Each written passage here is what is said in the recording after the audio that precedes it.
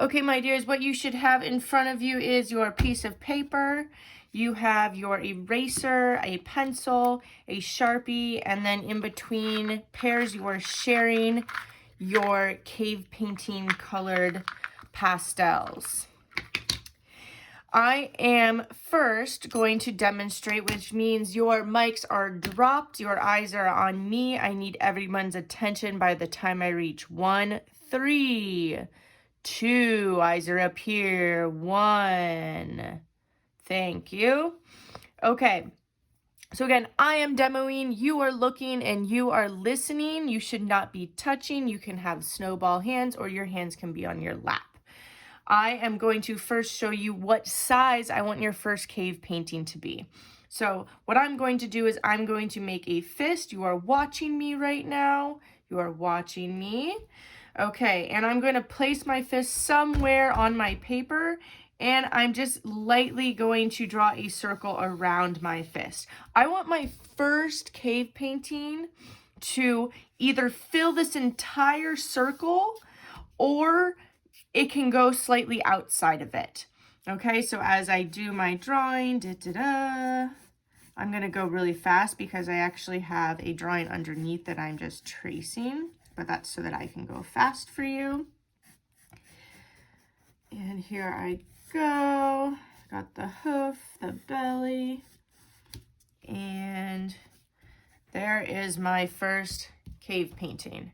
Okay, once I have this first cave painting and I'm still waiting for someone else, I can go ahead and decide where I want my next 2 cave paintings. So I'm going to make a fist, okay, and I want this next one to be, this one to overlap my next drawing, which means that I'm going to have another animal that's going to come out here, and I'm going to do a third one, just the circle right now, where it's going to be cropped off the page. So do you see how this is slightly cropped off the page? We can imagine that this foot keeps going, but we don't see it.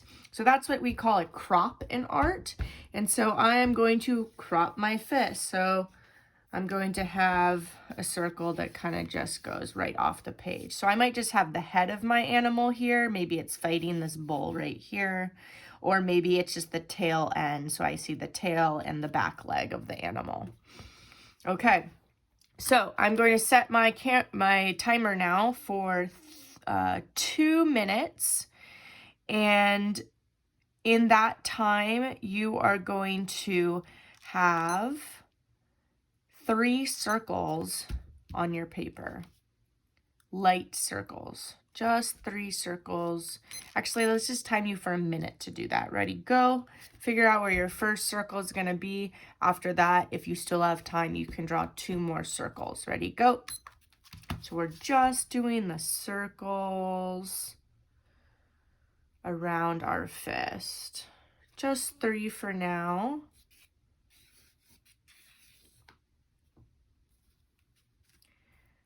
Okay, and this time I can like walk around the room, make sure they're drawing nice and lightly. You can have them, you know, hold up further on their pencil. That will force them to draw lightly rather than choking the graphite. And so these seconds are not just you sitting around waiting. It can be for you to actually like go around and help students. So time's up, beep, beep, beep, beep.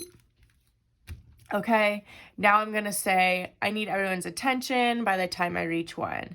3, you're not talking. 2, your eyes are on me. 1, I have your attention, or whatever it is. 3, 2, you're not talking. 1, your eyes are on me. Whatever your attention grabber is. Okay, I have my students' attention. All right, my dears, I'm now going to put 3 minutes on the timer, and you now have 3 minutes to begin drawing your first animal or cave painting, and it needs to be inside one of those 3 circles that you drew. It needs to either fill the entire circle or it can even go outside of the circle. The goal is to make it bigger than our closed fist. Okay, so you have 3 minutes. Decide which, on your paper, which of your cave animals that you want to draw first. and the timer is starting. Ready, go. Okay, and this time I've already given the demo. They already have an example of what this looks like. So you can use this time now to walk around the room, help students, give support to students that are still drawing super tiny, like little ant drawings, like this kind of thing. That's going to be really, really difficult to get the pastel into, right? So size is a huge thing for getting students to work more quickly, and it's going to be easier for them to use the art tools that they have. You know, you can say something like, if they're drawing something really tiny, you can say, hey, why don't you stop right there, and I want you to now draw this one bigger, or try to fill this entire circle. Or you can say, okay, for the next one, try to get your drawing to fill this entire circle if you don't want them to erase it. And I'm going to go ahead and pretend two more minutes have passed. Okay, beep, beep, beep, beep. All right, tools down, drop the mics. I need your attention by the time I reach 1, 3, 2, you're not talking. 1, your eyes are on me. Oh, I'm still waiting for one student over here for their lovely eyes to be on me. Oh, I'm still waiting for, group 2 to stop talking. I see a few students over here that need their eyes up here.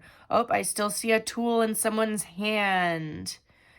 Okay, thank you. I now have all students' eyes on me, and hands are snowballed or resting in laps or not holding tools. Thank you very much.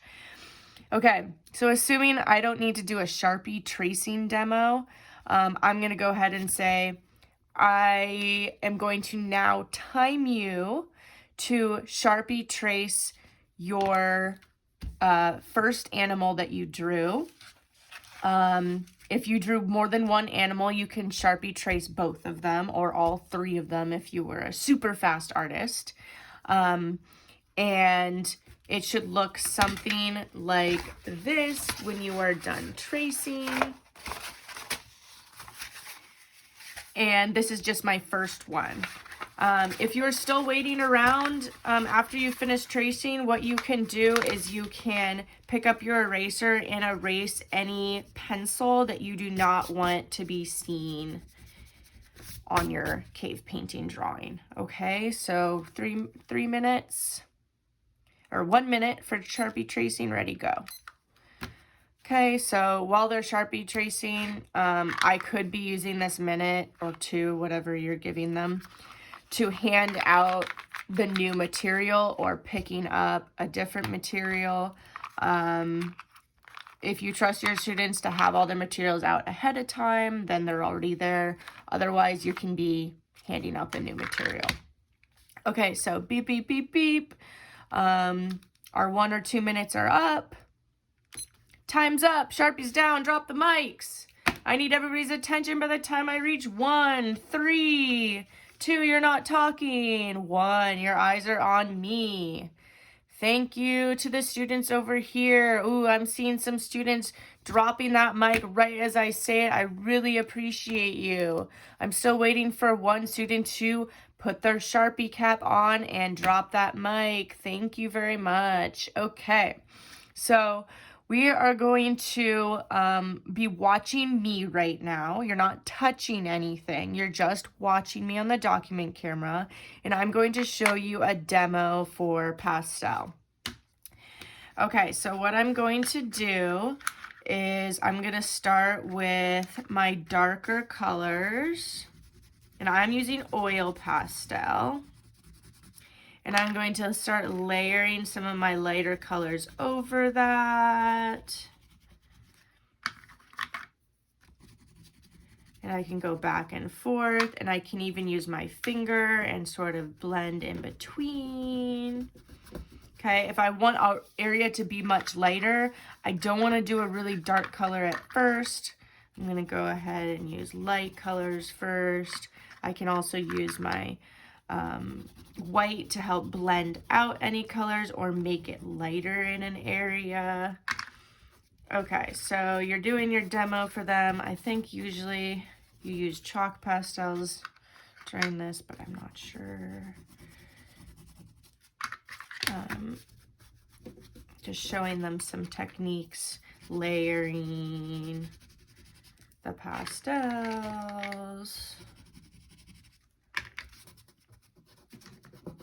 Okay, and I would fill my whole animal with pastel. All right, so this is only partly completed, but I just wanted to give you a little demo for how to use the pastel. It is your turn now, my dears. So I am going to reset this timer. And I want you to just complete one section of pastel coloring on your drawing, whatever you can do in 2 minutes time, okay? And if you're not finished in these 2 minutes, that's okay. There's gonna be a longer chunk of time for you to complete it. This is just for me to check for understanding right now, that you have some overlaps and some crops on your paper and that you're using the pastels correctly. Okay, so ready, 2 minutes, go ahead, pick up your pastels and get to coloring. Okay, so again, you now have set yourself up to formatively assess an overlap, a crop, the size that they can trace in Sharpie, and that they're using their pastels correctly, so that when this 2 minutes is up, you've already pinpointed around the room what students need what assistance, and you're able to now give students a longer chunk of time to complete the rest of their pencil drawings, the rest of their Sharpie outlining, and the rest of their pastel. So before releasing them into a longer studio time, you know, have them draw a few more palm-sized circles. You know, you can indicate a crop, you can indicate that something's underneath something else. That's called an overlap. You can show with your hands, you know, can you see these fingers, or can you see my ring? No, you can't, because this hand is overlapping. And then you can say, you know, after this 2 minutes is up, say beep, beep, beep, 2 minutes is up. You're going to go ahead and say, okay, so I'm going to set the timer now for 10 to 15 minutes for you to complete the rest of your pencil drawings. You want to add more pencil drawings and then trace in Sharpie and then do the pastel. You know all the steps of what to do, and I want to see this covered in all kinds of cave painting drawings. I want to see crops. I want to see overlaps. You can do different sizes. I can do my next one of a different angle, right? I can have this guy coming in here. Maybe he's just the head of it, so it's a really big bowl. You can do some smaller drawings once you have 3 bigger drawings. You can do smaller drawings that fill up the rest of the space, but I want you to go in this order so that everything that you do after these 3 has a finished quality to it. You can see the timer on the screen, and that is being set to, I'm going to go ahead and give you 13 minutes. And this is a reminder of how much time you have left. So every so often, look up at the screen so that you can see where you are and how much time you have left before the end of our art making period. If you get stuck, you can raise your hand. But try your best to move forward if I'm not available for help. So if I'm helping another student, you can raise your hand. If you see that I can't see you, let me finish with the student. Try your best to go forward, and then we can talk. All right, so say the time's up. I gave them the studio time. I've been walking around helping. Okay, time's up. I want you to move forward for this. You know, maybe you only gave them 10 minutes just to do the pencil drawings. Okay, now you want to do Sharpie and pastel. So now I'm going to set the timer for 10 more minutes. So it's really like gauging your group of students. Did you give them the longest chunk of time just to do everything? Or did you want to just have them do the pencil before moving on to another time chunk? So hopefully that gives you an idea of how the timer can help you. This is a 15-minute video, so 15 minutes, and we did all the instruction with students also participating along the way.